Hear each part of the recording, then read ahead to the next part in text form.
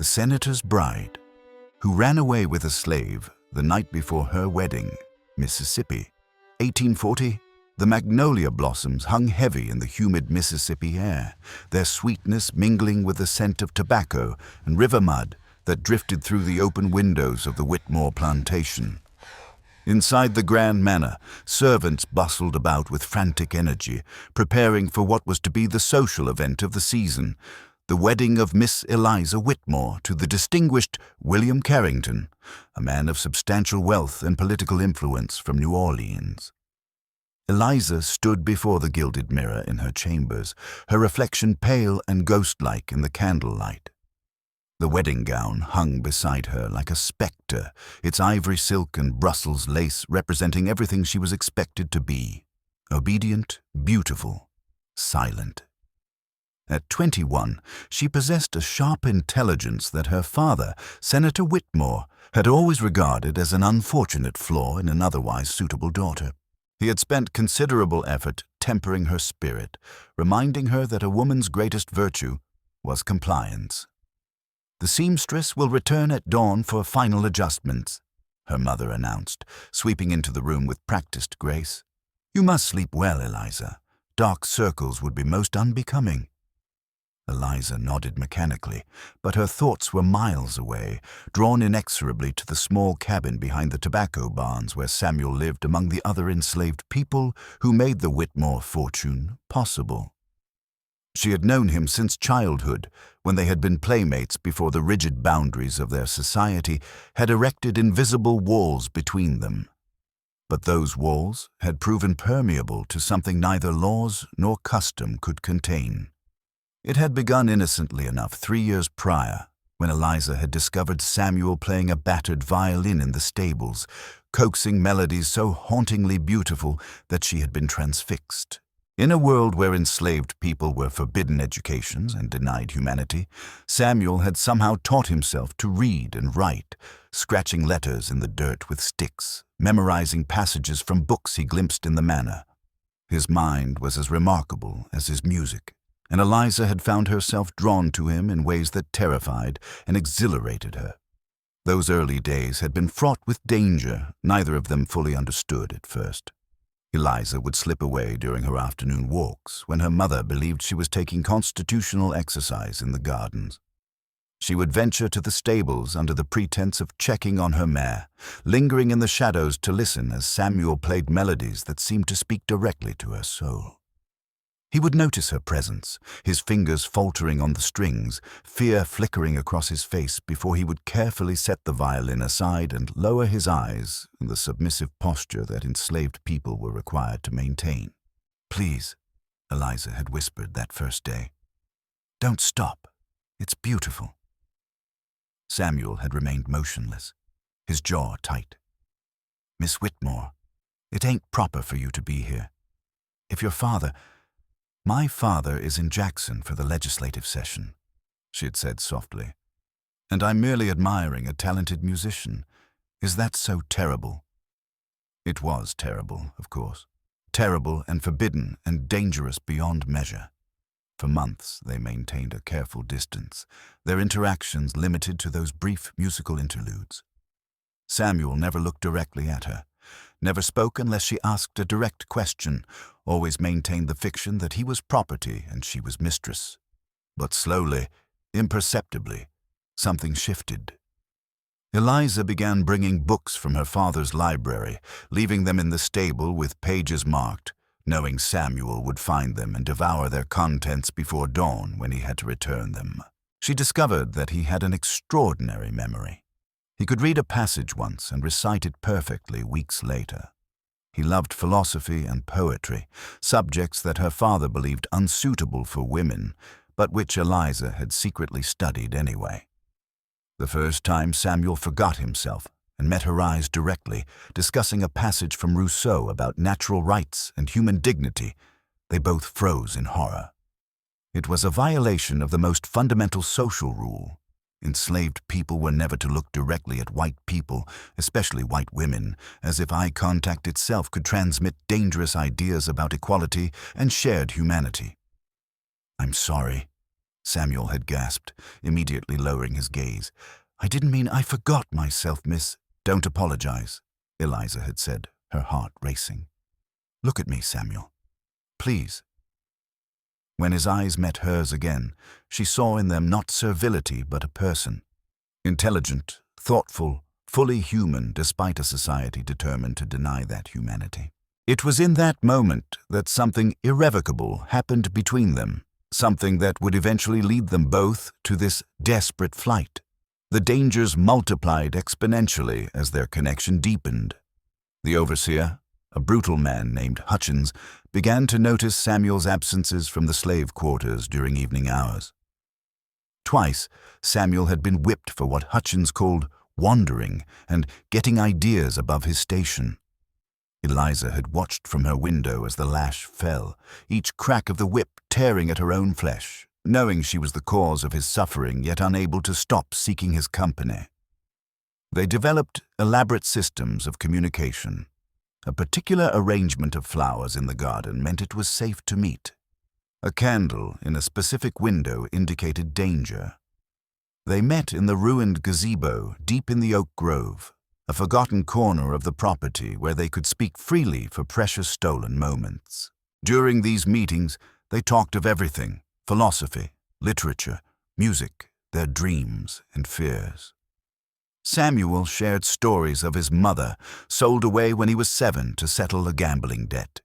He described watching her dragged away in chains, her screams echoing across the plantation as she begged to keep her children. His father had died shortly after, some said from a broken heart, though the official record listed it as natural causes. Eliza wept hearing these stories, her comfortable worldview crumbling. She had always known, abstractly, that slavery was cruel, but Samuel's lived experience, the casual violence, the deliberate destruction of families, the systematic dehumanization, made it viscerally real in ways that her sheltered life had never allowed her to understand. "They took my sister Naomi south," Samuel had told her one night, his voice hollow. "Sold her to a cotton plantation in Alabama. She was only 13. I heard those places work people to death in 5 years. That was 8 years ago. I'll never know if she's alive or dead, if she married or had children, if she even remembers me." The guilt of her complicity in this system became unbearable for Eliza. Every luxury she enjoyed, her silk dresses, elaborate meals, education, leisure, was built on the broken backs and shattered families of enslaved people like Samuel's mother and sister. She began speaking out at family dinners, questioning slavery's morality, citing the philosophical and religious arguments she had learned. Her father had been initially amused, then increasingly irritated by her outspokenness. "You speak of things you don't understand," he had told her coldly. "The Negro is inferior by nature. This is scientific fact. We provide them structure, purpose, Christian guidance. Without us, they would descend into savagery." "Samuel reads Plato and plays Vivaldi," Eliza had countered recklessly. "What savagery is that?" The temperature in the room had dropped to Arctic levels. Her father's eyes had narrowed dangerously. "Which Samuel?" Eliza had realized her mistake immediately, terror flooding through her. "I merely meant I've heard him playing violin. I wondered who taught him, that's all." Her father had studied her face for a long, terrible moment. "Your wedding cannot come soon enough," he had finally said. "Carrington will cure you of these dangerous notions." After that dinner, surveillance had intensified. Her mother began accompanying her on walks. A maid was assigned to stay with her at all times. The stable became off-limits. Her father suddenly decided the horses needed veterinary care, and the building was unsafe for visitors. For 3 agonizing weeks, Eliza and Samuel had no contact. She grew desperate, her mind conjuring horrific scenarios. Perhaps her father had sold Samuel away. Perhaps he had been punished for their friendship. Perhaps he was dead. The uncertainty was torture. Samuel, meanwhile, faced his own hell. The overseer had received orders to work him harder, to watch him more closely. Hutchins seemed to take particular pleasure in finding excuses to use the whip, commenting that Samuel had been getting uppity and needed reminding of his place. Samuel bore the abuse stoically, knowing that any resistance would only make things worse, but the psychological toll was immense. He lived in constant fear not for himself, but for Eliza. If their relationship was discovered, she would face social ruin, but he would face death, probably after torture designed to extract the names of other enslaved people who might harbor similar, dangerous ideas. They finally managed to communicate through Rebecca, an enslaved woman who worked in the manor kitchen. Rebecca had watched their careful courtship with knowing eyes, recognizing the signs of forbidden love because she had experienced similar feelings for a man on a neighboring plantation, a man who had been sold away when their attachment was discovered. She knew the risks, but something in their desperation moved her. "The master's planning something," Rebecca warned Eliza, speaking quickly while delivering tea to her room. "Heard him tell the overseer to prepare Samuel for sale. Says he's a troublemaker, bad influence on the others." The news hit Eliza like a physical blow. "When?" "Week from now, after your wedding. Sending him to Louisiana, to the sugar plantations." Eliza knew what that meant. The sugar plantations of Louisiana were death sentences, places where enslaved people were literally worked to death because it was more economical to work them to exhaustion and buy replacements than to maintain them humanely. Average life expectancy was 3 to 5 years. "I need to see him," Eliza had whispered desperately. "One more time, please, Rebecca." Rebecca had looked at her with profound sadness. "Child, you don't know what you're asking. If you're caught with him, really caught, alone together, they'll kill him slow, make an example, and your father will have you declared insane, locked away in an asylum. I've seen it happen to white women who cross that line." "I have to see him," Eliza had insisted. "I have to." Rebecca had arranged it, at tremendous personal risk. She created a diversion during the evening meal, a deliberately started kitchen fire, small enough to be controlled but large enough to draw the entire household's attention. In the chaos, Eliza had slipped out through the servants' entrance and run through the darkness to the gazebo. Samuel was already there, his face gaunt with worry and fresh bruises from recent beatings. When he saw Eliza, his careful composure crumbled. They had fallen into each other's arms, propriety forgotten in the face of imminent separation. "They're selling you," Eliza had sobbed against his chest, "to Louisiana, after my wedding." "I know," Samuel had said quietly, his arms tightening around her. "The overseer told me this morning, said I'd been too friendly with someone above my station, that I needed to learn my place." "We have to run," Eliza had said, the decision crystallizing in that moment. "Both of us. Together." Samuel had pulled back, holding her at arm's length. "Eliza, do you understand what you're saying? If we run together, if we're caught together, there's no mercy. For either of us, but especially for me. They'll say I kidnapped you, forced you. They'll—" He couldn't finish, but they both knew. Lynching, castration, burning alive. These were the punishments reserved for black men accused of inappropriate contact with white women. "Then we won't get caught," Eliza had said with desperate determination. They had argued for an hour, Samuel listing all the reasons it was impossible, Eliza countering with fierce insistence. Finally, Samuel had cupped her face in his hands, his thumbs brushing away her tears. "If we do this," he had said quietly, "if we really do this, you understand there's no going back? You'll lose everything, your family, your inheritance, your social position. You'll be marked as a race traitor, worse than a prostitute in society's eyes. And if we make it north, life won't be easy. I'll be a poor freeman at best, working whatever jobs I can find. You'll go from a senator's daughter to a free woman," Eliza had interrupted. "Married to a free man I actually love. That's not losing everything, Samuel. That's gaining everything that matters."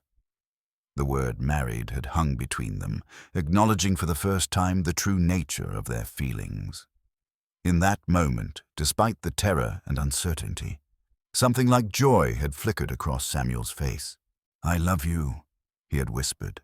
"God help me, I've loved you since the day you asked me to play Vivaldi and actually listened like my music mattered." "It does matter," Eliza had said fiercely. "You matter.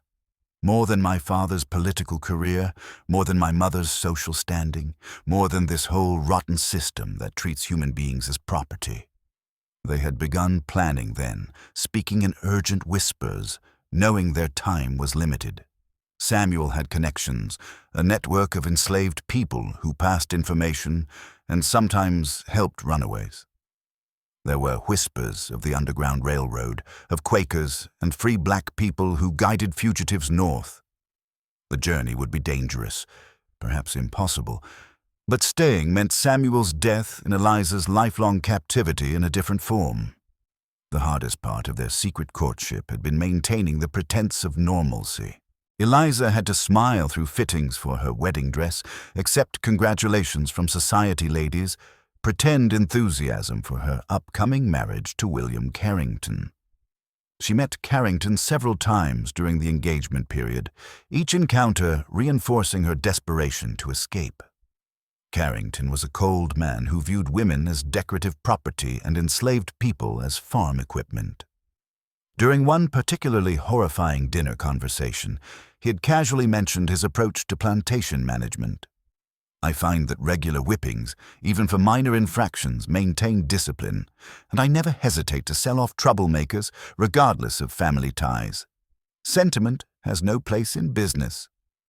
Eliza had excused herself from the table and vomited in the gardens, imagining Samuel under such a master's control. Samuel, meanwhile, endured increasing scrutiny and abuse. The overseer seemed determined to break his spirit before the sale, perhaps sensing that Samuel harbored dangerous ideas about freedom and equality. He was assigned the hardest labor, given inadequate rations, and whipped for infractions both real and invented. Other enslaved people on the plantation watched nervously, knowing that Samuel's treatment was meant as a warning to anyone who might question their bondage. Through it all, Samuel maintained his dignity, though it cost him dearly. He played his violin in the evenings when permitted, the music carrying his grief and longing across the plantation. Eliza would hear it from her window and weep, understanding that each note was a message to her, a reminder that their love endured despite everything designed to destroy it. 2 nights before the wedding, they had one final secret meeting. Rebecca, risking everything, had slipped a note into Eliza's hand during breakfast. "Tonight, midnight. Gazebo. Last chance." The meeting had been suffused with desperate urgency. They finalized their plan.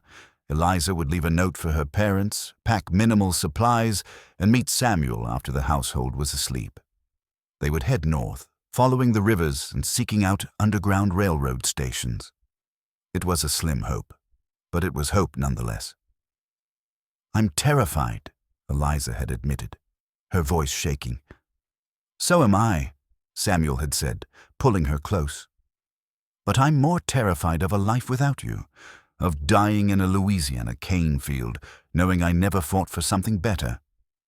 They had held each other as the moon rose, 2 people about to gamble everything on love and the desperate hope of freedom.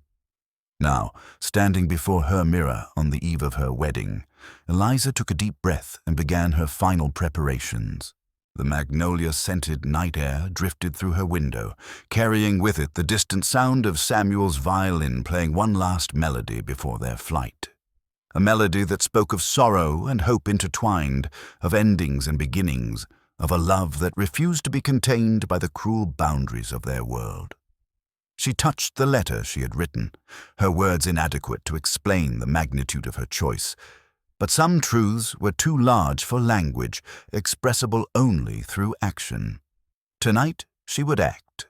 Tonight she would choose love over duty, freedom over compliance, her own conscience over her society's laws. The clock struck 11. In 1 hour, Her old life would end and something new, terrifying and uncertain, but authentically hers, would begin. Eliza slipped through the French doors onto the second-floor balcony, her heart hammering so loudly she was certain it would wake the entire household. The magnolia tree she had climbed as a rebellious child still stood close enough to reach, and she descended through its branches with practiced ease, though her hands trembled so violently she nearly lost her grip twice. The plantation grounds stretched before her in silver moonlight, beautiful and treacherous.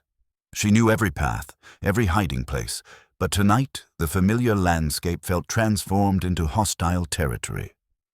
Guards patrolled the perimeter with increased vigilance due to the wedding. Her father had hired additional men to ensure everything proceeded without incident. The irony was bitter. The very security meant to protect her was now her greatest obstacle. She moved like a shadow, keeping low, using the formal garden's hedgerows as cover. Her dark blue dress helped her blend into the darkness, but her pale skin seemed to glow in the moonlight, a beacon that could give her away at any moment.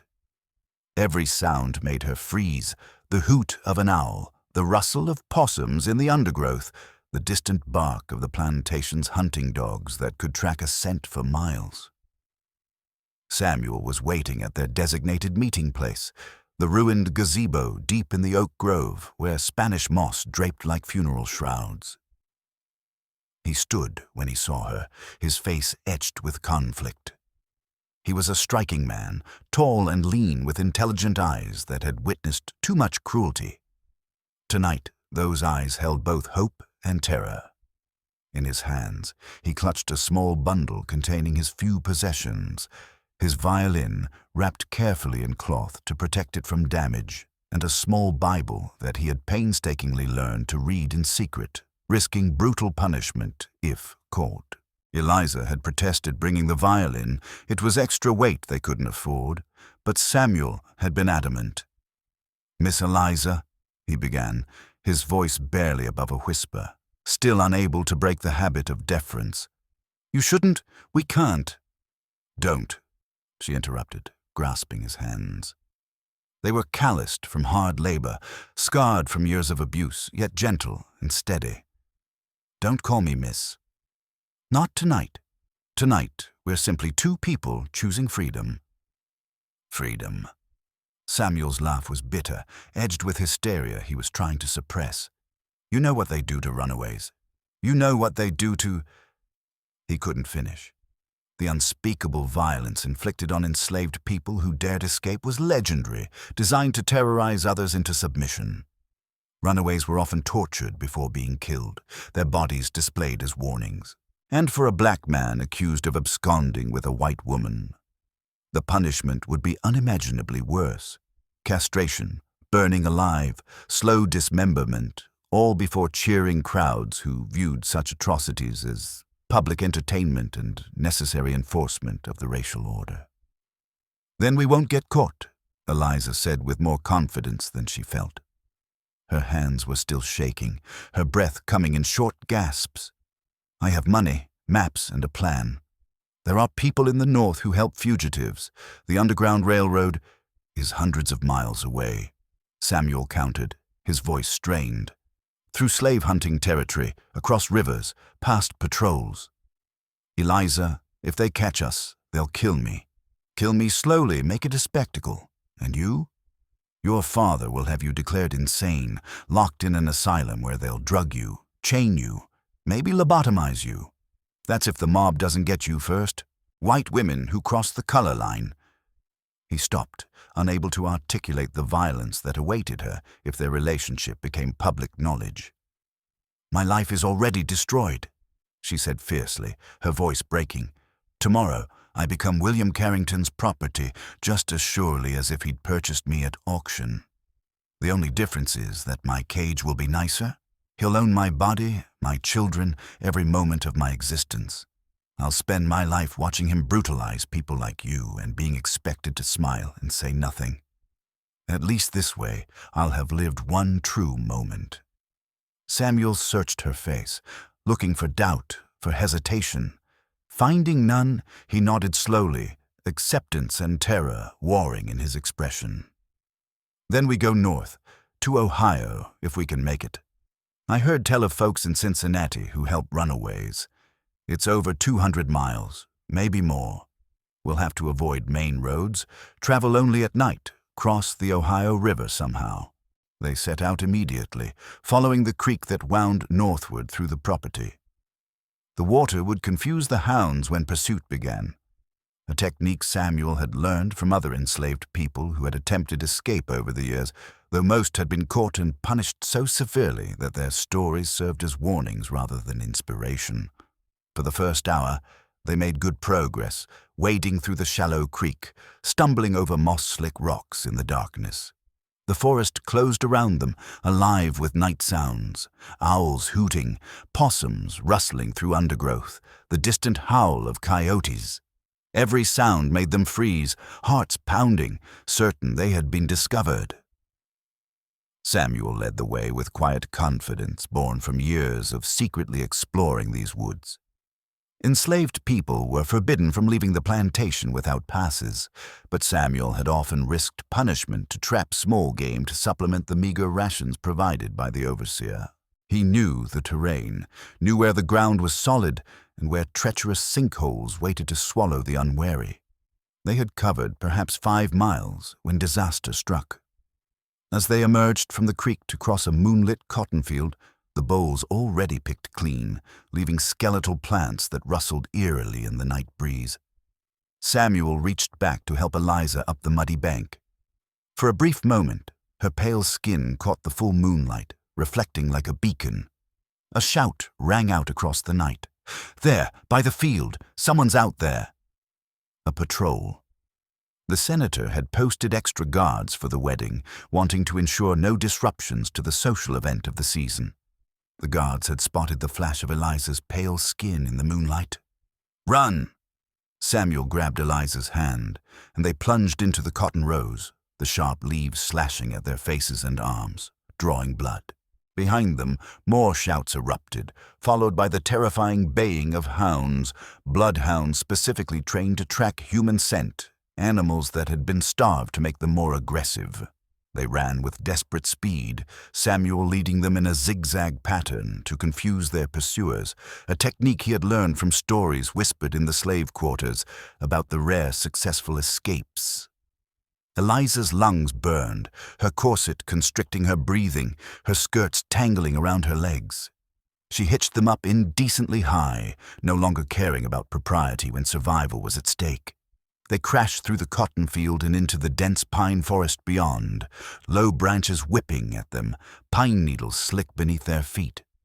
The forest was a maze of shadows and obstacles, fallen logs that had to be vaulted, thorny bushes that tore at their clothing, hidden roots that threatened to trip them with every step. The sounds of pursuit were growing closer. They could hear men shouting to each other, coordinating their search. The dogs were getting louder, their baying taking on a frenzied quality that meant they had picked up a strong scent. Samuel, more familiar with the terrain from years of hunting trips with the overseer's sons, trips where he carried guns and equipment while the white boys actually hunted, navigated by instinct. He led them through a stagnant pond, the water cold and foul-smelling, thick with algae and water plants that wrapped around their legs like grasping fingers. Eliza tried not to think about what might be in the murky water. Snakes, alligators, or worse. They scrambled up an embankment on the far side, thick with briars that tore their clothes and skin. Eliza's hands were bleeding from grasping thorny branches to pull herself up. Samuel was just ahead, reaching back to help her when his foot caught on a hidden root. He pitched forward with a muffled cry, trying to stifle the sound but unable to completely suppress it. Eliza heard the sickening sound of tearing flesh as his leg drove into a jagged branch protruding from the ground. A broken limb, its end sharp as a spear, hidden in the undergrowth. "Samuel!" She dropped to her knees beside him, her hands hovering over his leg, afraid to touch it and cause more pain. Even in the darkness, she could see blood seeping through his trouser leg, dark and viscous. The branch had gouged a deep wound in his calf, perhaps 4 inches long, cutting through muscle and possibly nicking bone. "Keep going," he gasped, his face contorted with pain, sweat beading on his forehead despite the cool night air. "Leave me. You might still make it back. Claim I forced you, kidnapped you. They'll believe it. You can still." "Absolutely not." Eliza's voice was fierce, brooking no argument. She tore a strip from her petticoat, her hands shaking as she wrapped it tightly around his calf, where the branch had gouged its terrible wound.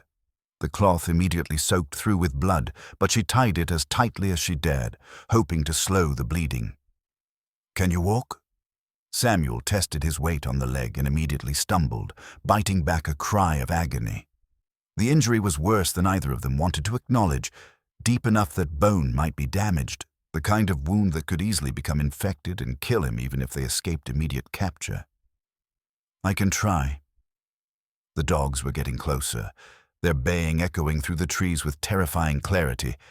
They could hear the hound's handlers shouting encouragement to the animals, promising rewards for a successful hunt. The men sounded excited, bloodthirsty, treating this pursuit like sport. Eliza helped Samuel to his feet, letting him lean heavily on her shoulders. They moved forward, but their pace had slowed to an agonizing shuffle. Every step seemed to send fresh waves of pain through Samuel's body, though he tried valiantly to hide it, biting down on his lip until it bled rather than cry out and give away their position. "There's a creek about a 1/4 mile north," Samuel said through gritted teeth, his voice strained. "Bigger than the first one.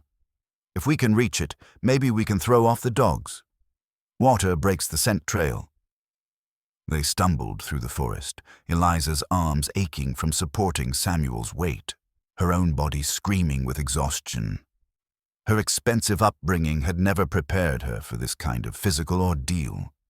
Behind them, the sounds of pursuit were constant, men calling to each other, dogs barking with increasing frenzy, the crash of bodies moving through underbrush.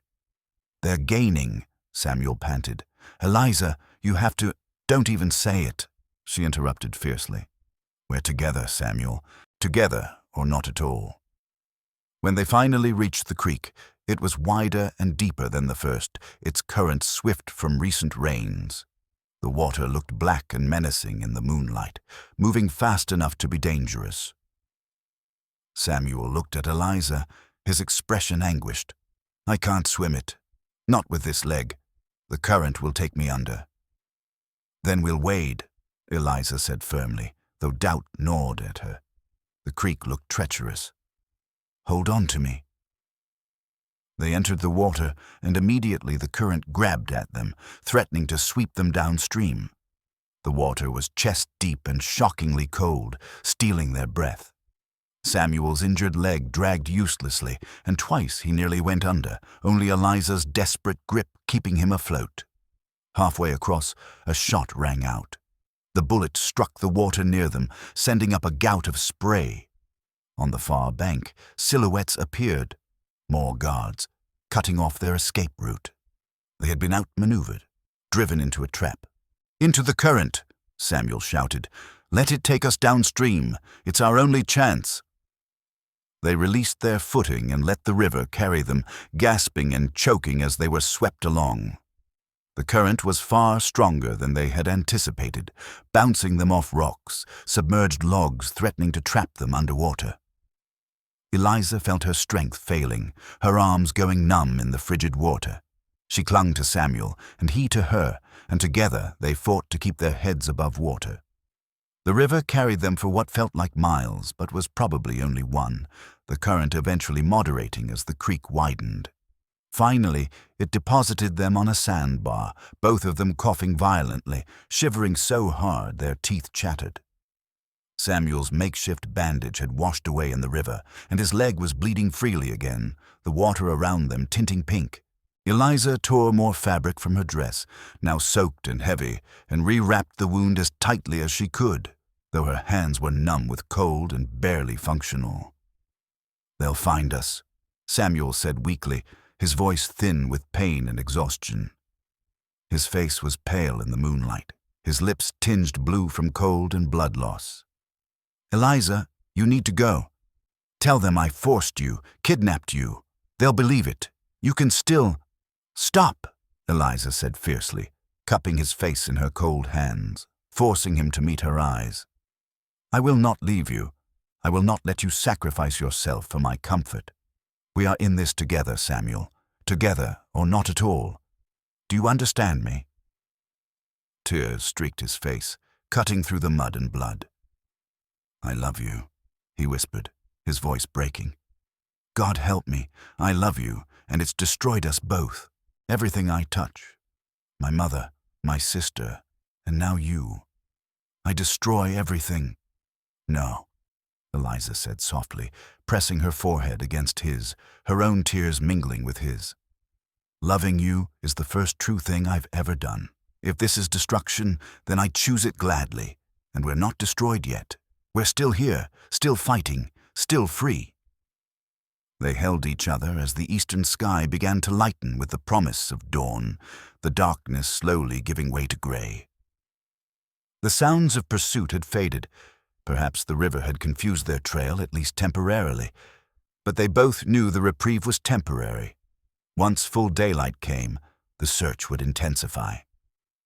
"We need to move," Eliza said finally, her voice hoarse. "Before full light. Find cover." Samuel nodded weakly, and with her help, managed to stand.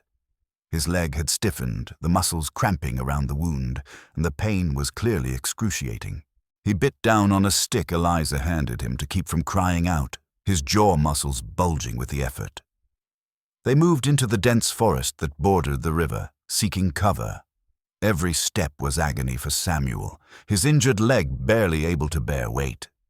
Eliza supported as much of his weight as she could, but she was exhausted herself, her muscles trembling with fatigue. Throughout the day, they hid in a hollow beneath an enormous fallen oak, its roots forming a cave-like shelter. They could hear search parties moving through the woods, dogs barking in the distance, their baying rising and falling like a terrible chorus.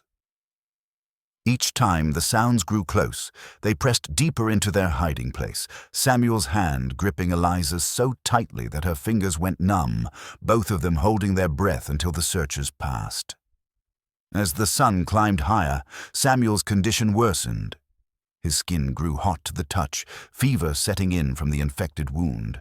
The gash in his calf was angry and inflamed, red streaks radiating from it, signs of blood poisoning that could kill as surely as any bullet. He drifted in and out of consciousness, sometimes delirious, calling out names from his past. "Mama," he murmured at one point, his eyes unfocused. "Mama, don't go. Please don't let them take you." Eliza held him, stroking his fever-hot forehead, using precious water from her canteen to try to cool him down.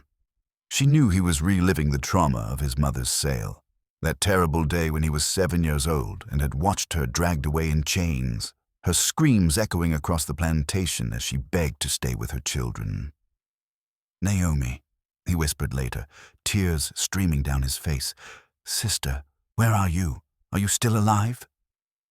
Eliza wept with him, mourning the sister he would never see again, sold south to the brutal cotton plantations when she was barely a teenager. The casual cruelty of the system that could tear families apart for profit struck her anew, making her almost glad for their desperate flight, even if it ended in tragedy. She used precious water from her canteen to clean his wound again, horrified by the angry red streaks radiating from it, clear signs that infection was spreading through his bloodstream. They needed proper medical care, antiseptics, perhaps even surgery to clean out the wound properly, but seeking help meant capture. As night fell again, Eliza made a decision. She couldn't watch Samuel die slowly from infection and exposure while they cowered in the woods like hunted animals.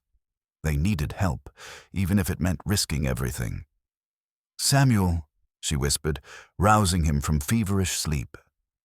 His eyes were glassy, unfocused, but he seemed to hear her.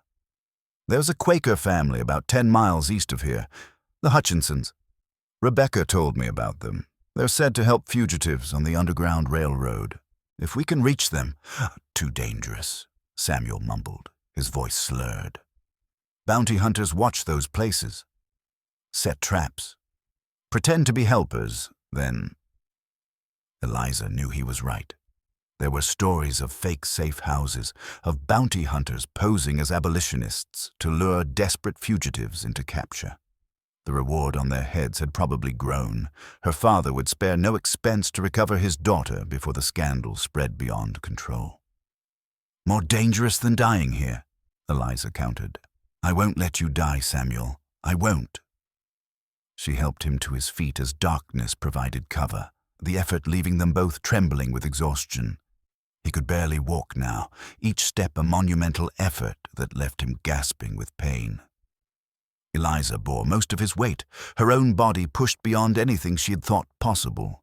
They moved with agonizing slowness through the forest, using the North Star for navigation like she had read about in accounts of escaped slaves. The North Star hung bright and steady above them, a beacon of hope in the darkness. They stopped frequently when Samuel's leg buckled beneath him, and Eliza would lower him to the ground, let him rest for precious minutes they couldn't afford to spare, then help him up again to continue their impossible journey. Hours passed in a blur of pain and determination. Eliza talked continuously, partly to keep Samuel conscious, partly to fight her own despair.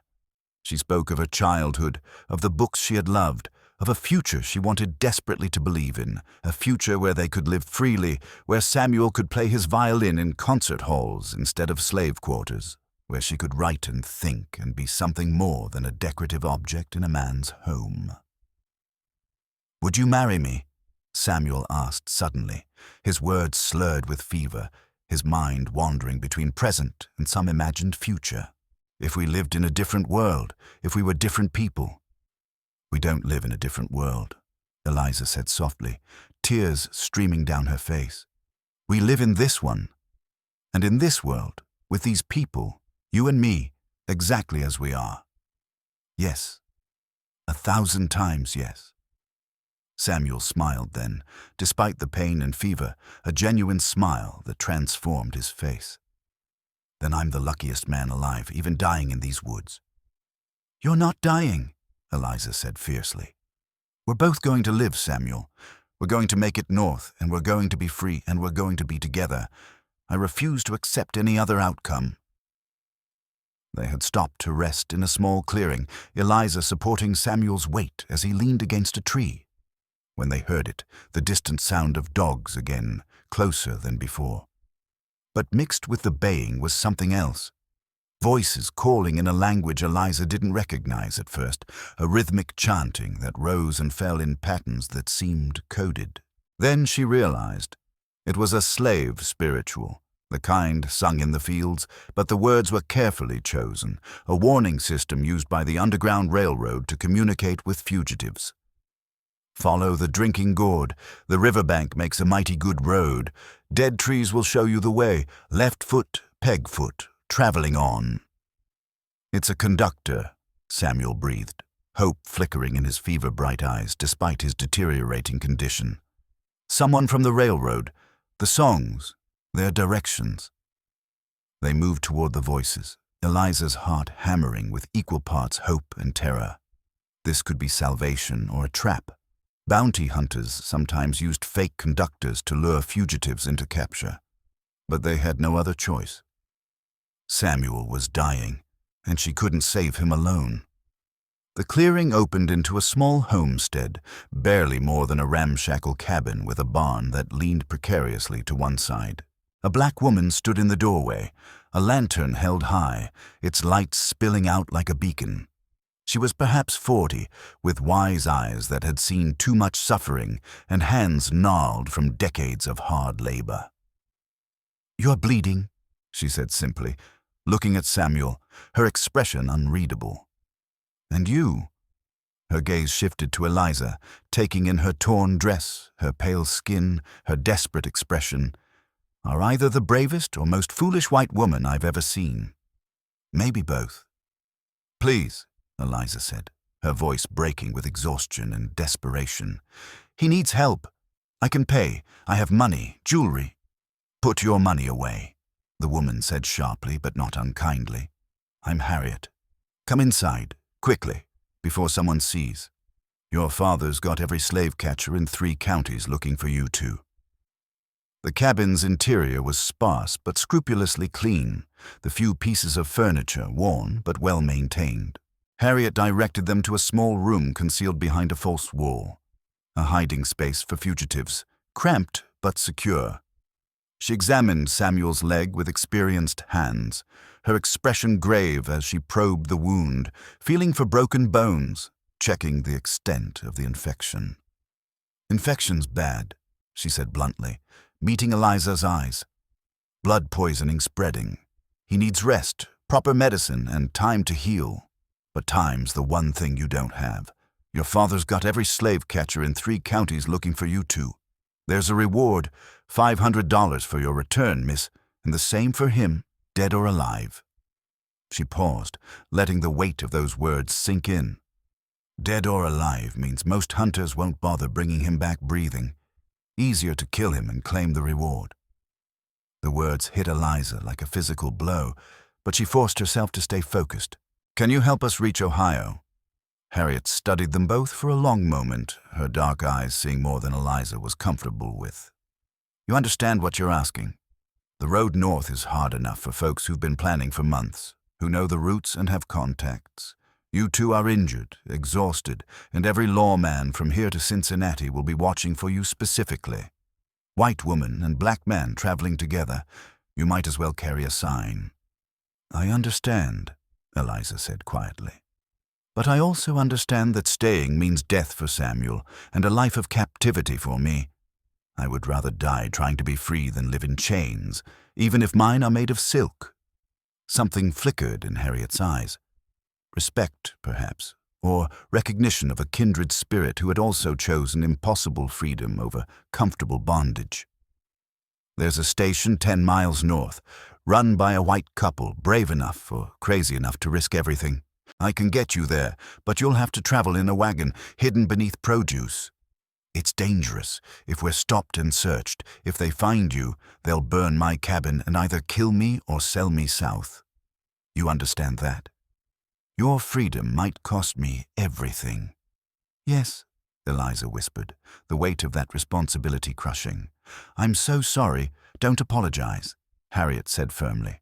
"I chose this work knowing the risks. Every person I help north is a blow against this evil system. But you need to understand what your choice means for everyone who helps you." "We do," Samuel said weakly, speaking for the first time since they had arrived. "And we're grateful. More grateful than we can express." Harriet spent the next hour treating Samuel's wound properly, using herbs and poultices that she applied with practiced efficiency. She cleaned the gash thoroughly, removing dirt and debris that had collected during their flight, then packed it with a mixture of yarrow and plantain to fight infection. She also provided them with food, cornbread and salted pork, simple fare but tasting like a feast to their starved bodies, and fresh clothes that would help them blend in. "The couple at the next station are named Miller," she explained as she worked. "Quakers. Good people, but cautious. They'll have a red cloth tied to their fence post if it's safe to approach.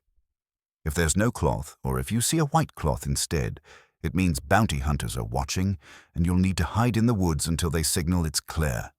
Can you remember that?" Eliza nodded, committing the instructions to memory. "Red means safe. White or nothing means danger." "Good," Harriet said. "One more thing. If you're caught, for God's sake, don't mention my name or this place. I've got 3 children still enslaved on neighboring plantations. If the authorities connect me to the railroad, they'll use my children against me. Maybe sell them south or worse." The enormity of what Harriet was risking struck Eliza anew. This woman was endangering not just herself, but her children to help 2 strangers. The courage required for such sacrifice was staggering. As dawn approached, Harriet loaded her wagon with vegetables and grain sacks she was supposedly taking to market, creating a hollow space beneath where Eliza and Samuel could hide. The space was cramped and airless, the smell of earth and vegetables overwhelming. Samuel's injured leg had to be bent at an awkward angle that Eliza knew would be agonizing, but it was their only chance. "Stay absolutely silent," Harriet warned as she arranged the final layer of sacks above them. "We'll be passing through 2 checkpoints. If they suspect anything, I can't protect you. They'll search the wagon, find you, and that's the end for all of us." Darkness closed around them as the produce was stacked above, cutting off light and air. The space was suffocating, claustrophobic, and Eliza had to fight down panic as the wagon lurched into motion. The journey was a nightmare of suffocating darkness and mounting terror. The wagon jolted over rough roads, each bump sending fresh waves of agony through Samuel's injured leg. Eliza held him in the darkness, feeling his body tremble with fever and pain, whispering reassurances. She wasn't sure she believed herself. She could feel his rapid, shallow breathing against her neck, could smell the sickly sweet scent of infection despite Harriet's treatment. The heat under the produce was oppressive, the air thick and hard to breathe. Sweat poured off them both, and Eliza worried that Samuel's fever would climb dangerously high in these conditions. She stroked his face, trying to offer comfort, and felt his skin burning against her palm. At the first checkpoint, the wagon slowed to a stop. They heard gruff voices questioning Harriet, the sound muffled but terrifyingly close. "Morning, Harriet. Where you headed this early?" "Market in town, sir." Harriet's voice was calm, showing no hint of the tension Eliza knew she must be feeling. "Got vegetables and grain to sell." "Seen anything suspicious? White woman and a Negro man, traveling together?" Eliza's heart stopped. She felt Samuel tense beside her, his hand gripping hers with desperate intensity. "Can't say I have," Harriet replied easily, though I heard tell there was some excitement at the Whitmore place. "Senator's daughter ran off, or some such?" "Wedding was supposed to be today," another voice confirmed. This one rougher, tinged with the nasty excitement of a man who enjoyed hunting other humans. "Whole county's in an uproar. Carrington's offering his own reward on top of the senator's. That slave who took her is as good as dead. They'll probably burn him when they catch him. Make a proper example." The casual brutality of the comment made Eliza want to scream, to reveal herself and denounce these men and everything they represented. But Samuel's hand squeezed hers in warning, and she forced herself to remain silent and still. "Well, I hope they find the poor girl," Harriet said calmly. "World's a dangerous place for a lady alone. You boys have a blessed day now." "Hold on," the rougher voice said. "Mind if we take a look in your wagon?" Just being thorough. Eliza's heart hammered so hard she was certain it could be heard. She felt Samuel's entire body go rigid with terror. This was it. They were caught. In seconds, the produce would be moved aside, they would be revealed, and Samuel would die screaming while she was dragged back in chains. "Of course," Harriet said smoothly, "though I should warn you there's a mess of mud dauber nests in those sacks. Been meaning to clear them out, but haven't had time. Those wasps get mighty angry when disturbed." There was a pause. The rough-voiced man muttered something about damned wasps. Then, "All right, go on through. But keep your eyes open. There's $1,000 riding on finding those two." The wagon lurched forward again. Beneath the produce, Eliza released a breath she hadn't realized she'd been holding, feeling tears of relief streaming down her face. Samuel was shaking, whether from fever or terror or both. She couldn't tell. The second checkpoint was worse. This guard was more thorough, poking at the grain sacks with a long rod, questioning why Harriet was traveling at such an early hour, suggesting that helping runaways was a hanging offense and anyone caught aiding fugitives would face the full force of the law. Each second stretched into eternity as the rod probed closer to their hiding spot. Eliza could hear it sliding between the sacks, getting nearer with each thrust. Once, it actually brushed against Samuel's shoulder, and she felt him bite down hard on his hand to keep from crying out, tasting blood where his teeth cut into flesh. But then the guard seemed satisfied, or perhaps simply tired of his thorough inspection. "All right, move along." but I'll be watching this road. Anyone comes back this way, I'll search every inch of their wagon." The relief was almost overwhelming, but short-lived. They still had miles to go, and Samuel's condition was deteriorating rapidly. In the suffocating darkness, Eliza could feel his fever climbing, his breathing becoming more labored. She held him close, willing her own strength into him, praying to a God she wasn't sure she believed in anymore. When they finally stopped and the produce was lifted away, revealing gray, morning light filtered through clouds, Eliza emerged cramped and disoriented, her muscles screaming in protest. They were at another small farmstead, this one more prosperous-looking than Harriet's cabin. The house was well-maintained with painted shutters and a red cloth, the promised signal tied prominently to the fence post. A white couple in plain Quaker dress stood waiting. The Millers.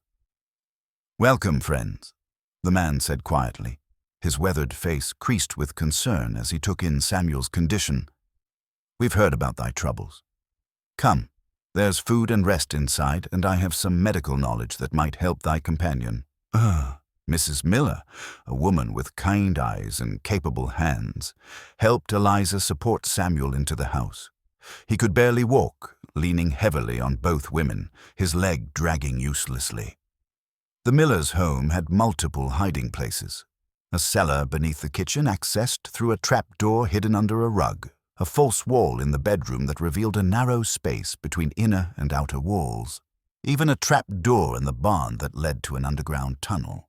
"Thee will be safe here for a time," Mr. Miller said as he examined Samuel's wound, his expression grave. "But not for long. The search parties are being systematic, checking every known station on the railroad. We've had 3 close calls this month alone." Over the next week, Samuel slowly recovered under the Millers' care. Mr. Miller, who had studied medicine in his youth before dedicating himself to farming and the dangerous work of the Underground Railroad, cleaned and redressed the wound daily. He administered willow bark tea for the fever and pain, changed the dressings with clean cloth boiled to prevent infection, and monitored the angry red streaks that had spread from the wound. "The infection was spreading to the blood," he explained to Eliza as he worked. "Another day or 2 without proper treatment, and sepsis would have killed him. As it is, he'll carry a scar, and the leg may never be quite right. But he'll live." Eliza stayed by Samuel's side constantly, reading to him from books the Millers provided, volumes of poetry, philosophy, and abolitionist literature that would have been forbidden in her father's house. They talked of their plans for the future, speaking in hushed voices even in the relative safety of the Millers' home. "I want to open a school," Samuel said one evening as his fever finally broke, his voice weak but clear. "For freed slaves and their children, teach them to read and write, give them the tools to build lives in freedom." "And I want to write," Eliza said softly. "Tell our story, and stories like ours. Let people know what slavery really means, the families it destroys, the love it tries to murder." "They'll call you a race traitor," Samuel warned. "White society will never accept you again." "Good," Eliza said fiercely. "I don't want acceptance from a society built on owning other human beings. I want to tear it down." But news from the outside world grew increasingly dire.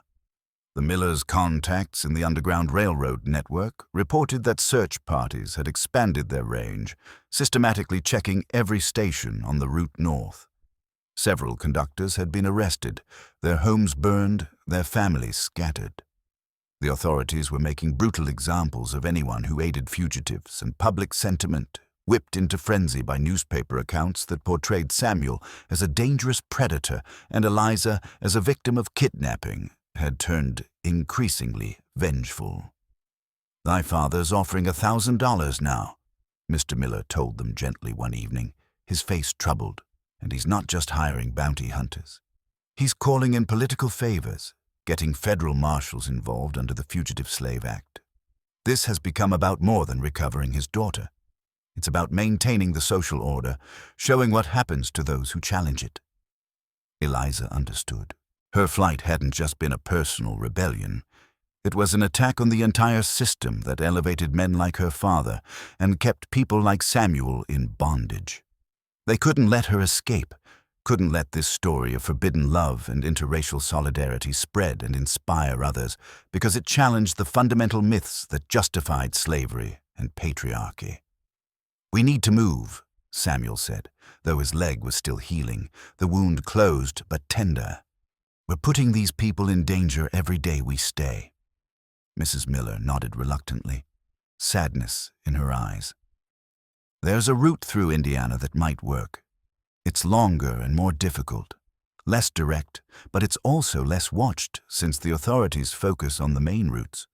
Thee would be traveling with a group of other fugitives, which provides some cover but also increases risk. More people means more chances of someone panicking, making noise, being spotted." They left the next night, joining 5 other escaped slaves making the dangerous journey north. A family of 3, a mother and her 2 teenage children, and 2 young men who had fled separately but joined forces for safety. The group was led by a conductor named John, a free black man with papers proving his status, who had made this journey dozens of times. His knowledge of the routes and safe houses was encyclopedic, earned through years of dangerous work. "Stay together, stay quiet, do exactly as I say," John instructed them in the barn before they departed. "We move only at night, hide during the day. If we're spotted, scatter. Better some escape than all get caught. If anyone's injured and can't keep up, we can't wait. I know that sounds harsh, but one person's life isn't worth risking 7. The journey took 3 weeks of hard travel, moving only at night through terrain that seemed designed to kill them. They waded through swamps that bred mosquitoes by the thousands, their bodies covered in bites that swelled and itched maddeningly. They crossed rivers on makeshift rafts that threatened to capsize with every ripple, the water cold enough to stop hearts. They climbed steep bluffs that left their hands bloody and raw, fingernails torn, palms scraped to the bone. They endured rain that seemed determined to wash away their resolve, turning the ground to sucking mud that pulled at their feet with every step. They went days without adequate food, surviving on whatever they could forage, berries, roots, once a rabbit that John managed to snare. They slept in barns, cellars, caves, and once in a cemetery, hiding among the tombstones while bounty hunters passed so close they could hear the men's conversation. Samuel's leg held up better than Eliza had dared hope, though he walked with a pronounced limp that would likely never fully heal. The wound had closed, leaving a thick, ropey scar that puckered the skin of his calf. He pushed himself mercilessly, refusing to be the one who slowed the group. Eliza herself was transformed by the journey. Her soft hand grew calloused and scarred, the delicate fingers that had once played piano now rough and capable. Her pale skin tanned and weathered, marked with cuts and bruises and insect bites. Her entire being hardened by necessity into something tougher than she had ever imagined possible. The senator's pampered daughter had died somewhere in those woods. In her place was someone new, someone forged by hardship and choice. They had close calls that left them shaking. Twice, they barely avoided patrols by hiding in thorn bushes that tore their skin and clothes, remaining motionless for hours while men with dogs searched nearby. Once, they had to swim across a rain-swollen river in the middle of the night, the current nearly drowning one of the teenage boys before Samuel, despite his injured leg, dove in and pulled him to safety, both of them coughing up water and shivering violently when they reached the far shore. Another time, they encountered a group of bounty hunters at what should have been a safe house. John had immediately signaled danger, a particular bird call that meant scatter and hide, and they had separated, pressing themselves into drainage ditches, behind outbuildings, anywhere that offered concealment. Eliza had hidden in a pigsty, lying in filth for 3 hours while the hunters searched the property, their dogs confused by the overwhelming smell of pigs. When they finally regrouped miles away, they were missing one member. One of the young men, who they later learned had been caught and returned to his owner, where he was publicly whipped nearly to death as an example. The loss hit the group hard, a reminder of what awaited them if they failed. The mother held her children closer, and Samuel's hand found Eliza's, their fingers intertwining as they mourned someone they had barely known, but whose fate could so easily have been theirs. Through it all, Eliza and Samuel's bond deepened into something that transcended the categories of their old world. They were no longer mistress and slave, white and black, woman and man in any conventional sense. They were simply two souls who had chosen each other and freedom over the crushing weight of an unjust world. They were partners in the truest sense, each supporting the other through moments of despair and exhaustion. One particularly difficult night, when they were lost in dense forest and John was struggling to find the North Star through cloud cover, Eliza had broken down sobbing. "We're going to die out here," she had said, all her carefully maintained composure crumbling. "We'll never make it. I've killed you, Samuel. I've killed us both with my foolish romanticism." Samuel had held her, his own exhaustion evident, but his voice steady. "You haven't killed anyone. You've given me something I never thought I'd have. A chance. Maybe we die trying, but at least we'll die as people who chose, who fought, who loved. That's more than most slaves ever get." The words had given her strength to continue, to push through another night and another and another. They received help from unexpected sources along the way. A German immigrant family who spoke broken English but understood persecution, who fed them hot soup and gave them shoes when their own had disintegrated. A black church congregation who hid them in a false-bottomed wagon and sang spirituals loudly to cover any sounds from below. A white woman whose husband had been killed fighting for abolition, who looked at Eliza with understanding and said, "Love is love, honey. Don't let anyone tell you different." But they also encountered cruelty and indifference. A Quaker household that turned them away, too frightened by the increased patrols to risk helping. A free black community that viewed Eliza with suspicion, wondering if she was a spy or a trap. A tavern keeper who tried to turn them in for the reward, forcing them to run into the night with dogs on their heels once again. Finally, on a cool autumn evening, after 3 weeks that felt like 3 years, John pointed to lights in the distance. "Cincinnati," he said simply, his voice thick with emotion. "Thee has made it. Thee is in free territory." Eliza felt tears streaming down her face, but she was too overwhelmed to speak. Samuel pulled her close, and she felt him trembling, not with fever this time, but with emotion too powerful for words. The mother and her children were weeping openly, holding each other. Even John, who had made this journey countless times, had tears in his eyes. "It's not the end," he warned them gently. "Cincinnati has slave catchers too. The Fugitive Slave Act means thee can still be taken, dragged back south, but it's a step closer to true freedom." The safe house in Cincinnati was run by a community of free black citizens and white abolitionists who had dedicated their lives to helping fugitives. They provided Samuel and Eliza with forged documentation, papers declaring Samuel a freeman named Samuel Freeman from Pennsylvania, and Eliza a widow named Elizabeth Freeman, also from Pennsylvania. The papers were imperfect, but in a bustling river city with transient populations, they provided a thin veil of legitimacy. The leaders of the Safe House Network sat them down for a frank discussion. A stern-faced black woman named Martha, who Eliza learned had herself escaped slavery 20 years prior, laid out their options. "You're not safe here," Martha said bluntly. "Your faces have been in newspapers across the South. There are wanted posters with your descriptions being distributed in every major city. Cincinnati has slave catchers who know to watch for interracial couples. They'll be looking for you specifically. We can try to hide you here, find you work, but you'll always be looking over your shoulders. Or we can get you to Canada." "Canada," Eliza repeated. The word sounded like a dream, a place so distant it might as well be mythical. "It's British territory," Martha explained. "They don't recognize American slavery laws. Once you cross that border, you're truly free. No one can legally drag you back. but it's another 200 miles across Lake Erie, through territory where slave catchers operate freely.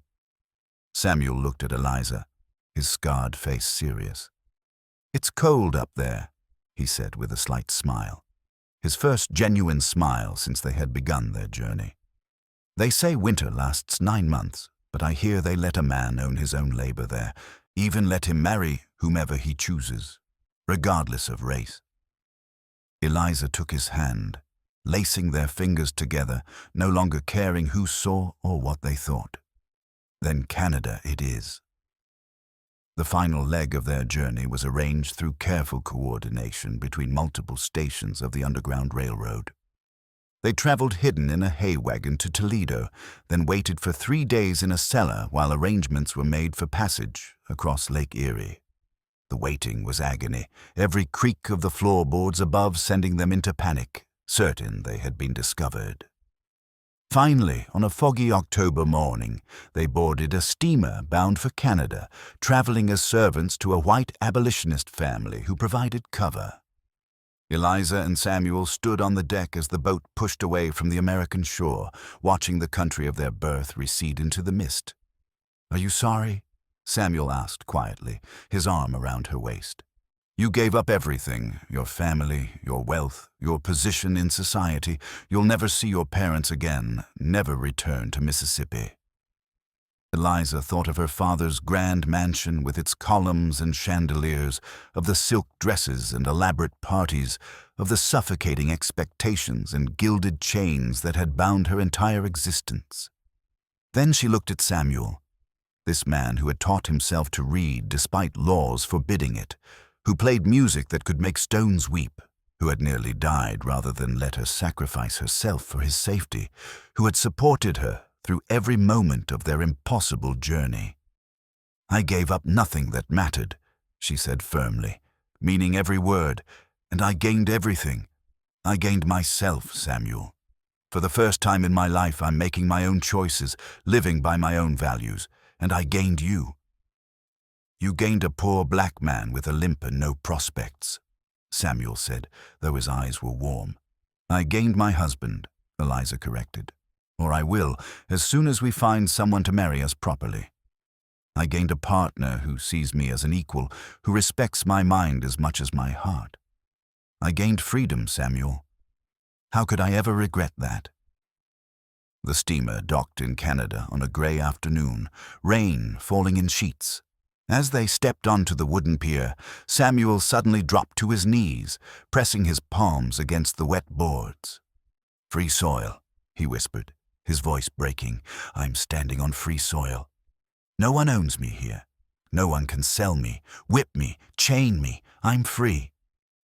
Eliza knelt beside him, the rain soaking them both, and they held each other and wept for the freedom they had gained, for the suffering they had endured, for the loved ones left behind in bondage, for the new life that stretched before them, uncertain but their own. The road ahead would not be easy. They would face poverty, working whatever jobs they could find, Samuel in warehouses and docks, Eliza taking in sewing and washing. They would face prejudice from white Canadians who viewed their interracial relationship with suspicion, and sometimes hostility from black communities who questioned Eliza's motives and commitment. But they would also find allies and build a life. Samuel established connections with other escaped slaves and eventually opened a small music school, teaching freed people and their children. His violin, which had survived the entire journey, finally rang out openly and joyfully, no longer hidden or constrained. Eliza began writing, documenting their story and the stories of others who had escaped. Her account, published by abolitionist presses and circulated throughout the North, became one of many testimonies that slowly turned public opinion against slavery. She wrote under a pseudonym at first, fearing retribution against those who had helped them, but eventually claimed her words as her own. They married in a small ceremony conducted by a black minister who had himself escaped slavery decades earlier. The wedding was nothing like the elaborate affair that had been planned for her in Mississippi. No silk gown, no orchestra, no hundreds of guests. Just Samuel and Eliza, a handful of friends from the fugitive community, and vows spoken with absolute sincerity. Years later, in a small house in Toronto, Eliza would sit by the fire on winter evenings while Samuel played his violin, and they would remember. They would remember the terror and the pain, the desperate flight through hostile territory, the kindness of strangers who risked everything to help them. They would remember the night they chose each other in that moonlit oak grove, beginning a journey that had transformed them both. They would hear news from the South of growing tensions between slave and free states, of increasing violence as the conflict over slavery intensified. They would learn that Eliza's father had died of a stroke, some said brought on by the shame of his daughter's flight. Her mother lived on but never spoke Eliza's name again, as if she had never existed. And every year, on November 11th, the date of Eliza's planned wedding to William Carrington, they would celebrate what they called their true wedding day. Not the elaborate ceremony that had been planned for her, but the day they had chosen each other in that moonlit oak grove, beginning a journey that had cost them everything familiar and gained them everything essential. Their story became one of many such stories, small acts of resistance and love that collectively undermined the foundations of an evil system. It would take a war and rivers of blood to finally end slavery, but the flight of one senator's daughter and one enslaved man was part of the great tapestry of resistance that made freedom, eventually, inevitable. In 1865, when news reached them that slavery had been abolished, Samuel and Eliza held each other and wept again, this time with joy and relief, knowing that their children and their children's children would be born into a world where their love was not a crime, where Samuel's humanity was not denied, where freedom was a birthright rather than a desperate gamble. They lived to see old age, their bodies marked by the scars of their journey, but their spirits unbroken. And when they died, within months of each other, as long-married couples sometimes do, they were buried side by side in a cemetery that welcomed all races, their headstone bearing the simple inscription, "Samuel and Eliza Freeman, who chose love over law, freedom over fear, and built a life worth living."